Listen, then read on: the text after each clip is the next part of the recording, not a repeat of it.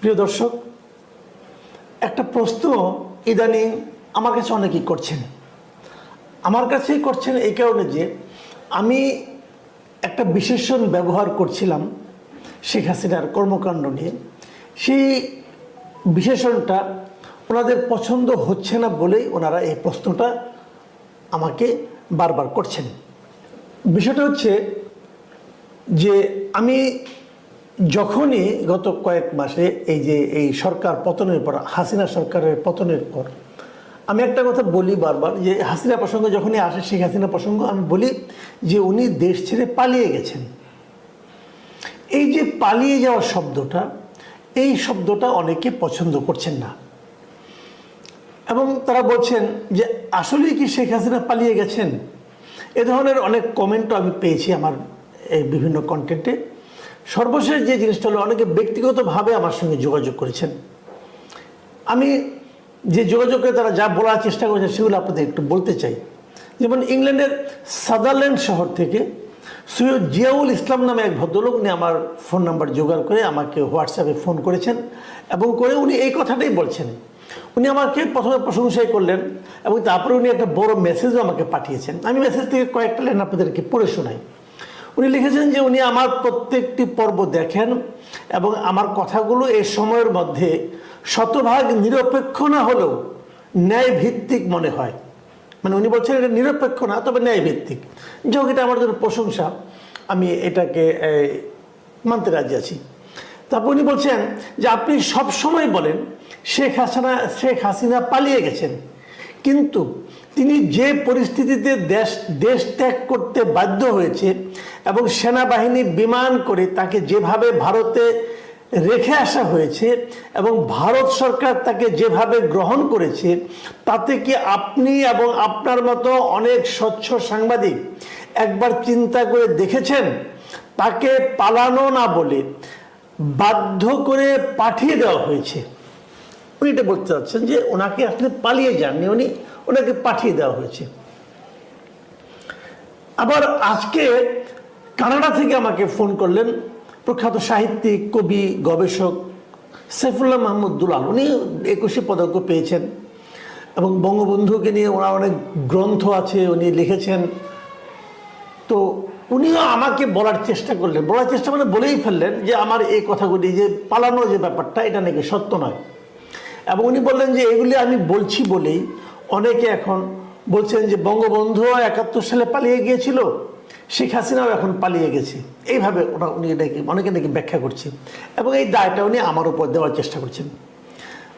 তো আমি এই সমস্ত মতামতকে অবশ্যই সম্মান করি এবং আমি বলি এই ধরনের মতামত থাকবেই, এক একজন এক এক কথা বলবে। আমি নিজেও যেটা বলেছি, আমি যে শতভাগ সঠিক, আমি খালি এই ক্ষেত্রে না, সকল ক্ষেত্রে আমি বলি, আমি যখন কোনো একটা কথা বলি সেটা যে শতভাগ সঠিক হতেই হবে তা কিন্তু নয়। আমি আমার জ্ঞান, আমার বুদ্ধি, আমার শিক্ষা, আমার রুচি এবং আমার উপলব্ধি থেকে কথা বলি, কারো দ্বারা পরিচিত হয়ে কথা বলি না আমি। তবে আমার কথার সঙ্গে দ্বিমত কেউ পোষণ করলে আমি সেটাকে সাদরে গ্রহণ করি এবং সেখান থেকে আমি একবার দ্বিতীয়বার চিন্তা করার চেষ্টা করি। দ্বিতীয় চিন্তায় যদি মনে করি না দ্বিমতটাই সঠিক, তাহলে সেটা আমি গ্রহণ করব। আমি সরি বলবো আমার আগের কথার জন্য। এটা নিয়ে আমার কোনো দ্বিধা নেই, কারণ আমি তো ভাই নিজের মতটাকেই প্রতিষ্ঠিত করতে চাই না, আমি মত বিনিময় করতে চাই। যাই হোক, এখন আমি এই প্রসঙ্গটা নিয়ে আলাপ করি।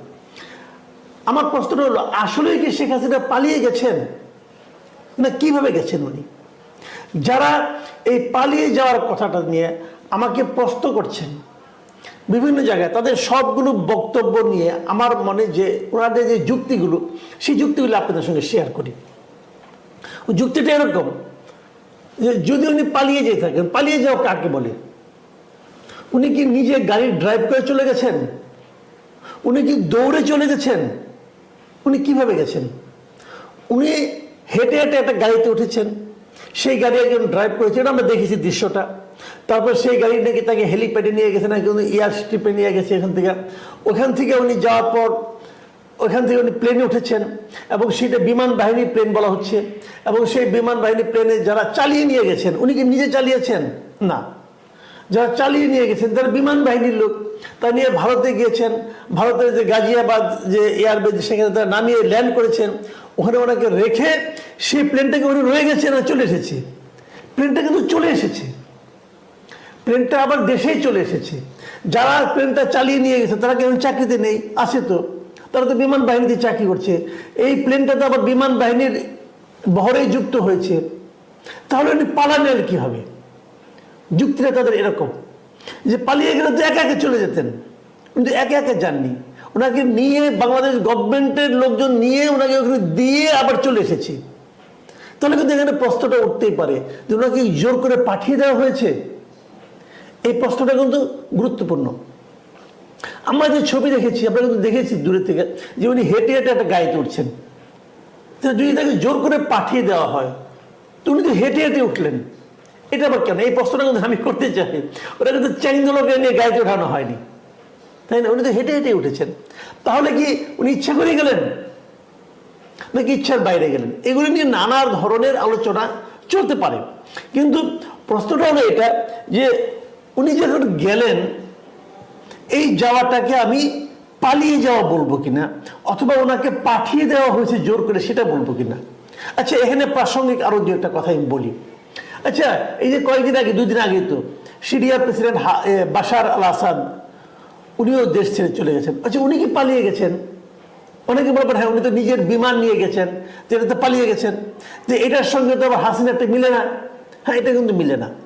আচ্ছা, আরেকটা কথা, অনেকে আবার এটাও বলেন হাসিনা নাকি পদত্যাগ করেন নাই। তাহলে এই বাশার সাহেবকে পদত্যাগ করেছেন, যে পদত্যাগ না করা না করার সঙ্গে কিছু যায় আসে? ওনার তো বাস্তবতা ওনার দেশে নাই, এটাই বাস্তবতা। আচ্ছা, আরেকটা কথা বলি। 2022 সালের জুলাই মাসের কথা মনে আছে আপনাদের? যে শ্রীলঙ্কার প্রেসিডেন্ট গোতাবায়া রাজাপাকসে, সেও কিন্তু প্লেন নিয়ে পালিয়ে গেছেন দেশ ছেড়ে। তো ওইটা কি পালিয়ে যাওয়া ছিল? সেও তো বিমান বাহিনী একটা, আমরা সবাই বলছি পালিয়ে গেছেন। উনি কি নিজে চালিয়ে গেছেন প্লেনটা? তা তো না। শ্রীলঙ্কার মানে আপনার সেনাবাহিনীর প্লেনে উনি গিয়েছেন। তো ওটা যদি পালিয়ে যাওয়া হয় তাহলে শেখ হাসিনাটা পালিয়ে যাওয়া হবে না কেন? এই আলোচনাগুলো কিন্তু চলবে। এই আলোচনা শেষ কোথায় আমি জানি না, কিন্তু আরেকটা প্রশ্ন আমি বলি, যখন কেউ পালিয়ে যায় তখন তারা খুঁজে পাওয়া যায় না। পালিয়ে কোথায় গেছে কেউ জানে না। যেমন বাসার কোথায় গেছে এখনো কেউ জানে না। কিন্তু দেশ ছেড়ে পালালেন যদি আমি বলি, তো দেশ ছেড়ে ভেগে গেলেন, সেটা কি শেখ হাসিনার জন্য প্রযোজ্য নয়? আবার ধরুন শেখ হাসিনা যদি পালিয়েই থাকেন, তাহলে ভারতে আছেন, তাহলে ভারতে ওনাকে দেখা যাচ্ছে কোথাও? কেউ কি ভারতে ওনাকে দেখছেন? উনি কি প্রকাশ্যে বের হচ্ছেন? কেন হচ্ছেন না? বলা হচ্ছে ওনাকে নিরাপত্তা দেওয়া হয়েছে, নিরাপত্তাজনিত কারণে উনি বের হচ্ছেন না। তো নিরাপত্তা তো ভারতের অনেক লোককে ভারত দেয়, ভারতের সরকারের অনেক গুরুত্বপূর্ণ লোককে পূর্ণাঙ্গ নিরাপত্তা দেওয়া হয়। তো তারা কি ওপেন ঘুরে বেড়ান না? ঘুরে বেড়ান। তো সেক্ষেত্রে নিরাপত্তাজনিত হুমকিটা কোথায়? উনি কোথাও যাচ্ছেন না কেন? উনি কোনো সভা সেমিনারে যাচ্ছেন? ভারত সরকারের কোনো অনুষ্ঠানে উনি জয়েন করছেন?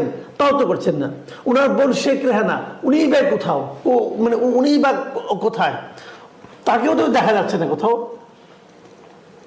তাহলে ওনাদেরকে কি তাহলে বন্দি করে রাখা হয়েছে? ভারতকে শেখ হাসিনা এবং শেখ রেহানাকে বন্দি করে রেখেছে? সেটা কিন্তু হতে পারে, আবার নাও হতে পারে। তারা আশ্রয় দিয়েছে, তো আশ্রয়প্রাপ্ত ব্যক্তিকে সারাক্ষণ ঘরের মধ্যে থাকে? এই সমস্ত প্রশ্ন কিন্তু গুরুত্বপূর্ণ। এবং তারা যদি বলে তারা যে কোথায় আছে স্পষ্ট করে, তারা কি কেউ জানে? যদি কেউ না জানে, কেন জানে না? এটা কি ভারত সরকারই জানাচ্ছে না, নাকি শেখ হাসিনা বা তার বোন তারাই বলছে যে আমরা কোথায় আছি কাউকে জানাবেন না, আমরা লুকিয়ে থাকতে চাই? সেটাও তো হতে পারে। আচ্ছা, শেখ হাসিনা যারা মন্ত্রী ছিলেন, বিভিন্ন জায়গায় খুব গুরুত্বপূর্ণ মন্ত্রী ছিলেন, প্রচুর অর্থ মানে কামাই করেছেন, তারা কোথায়? তারা কি পালিয়ে গেছেন, নাকি তাদেরও জোর করে বের করে দেওয়া হয়েছে? এটা তো বুঝতে পারছি না। একটা মন্ত্রিসভার যদি সবাই পালিয়ে যায়, তাহলে শেখ হাসিনার জন্য এটা ভিন্ন হবে কেন? আওয়ামী লীগ কি কেবল শেখ হাসিনা, আর কেউ নাই? তো তাদেরকে কি হয়েছে? মানলাম ওনাদের কথা যে শেখ হাসিনাকে জোর করে পাঠিয়ে দেওয়া হয়েছে, মানলাম। অন্য মন্ত্রীদেরকে তারা কি করছেন? তাদেরকে জোর করে পাঠিয়ে দেওয়া হয়েছে, নাকি তারা পালিয়ে গেছেন? এই প্রশ্নগুলো জবাব আপনারা খুঁজেন।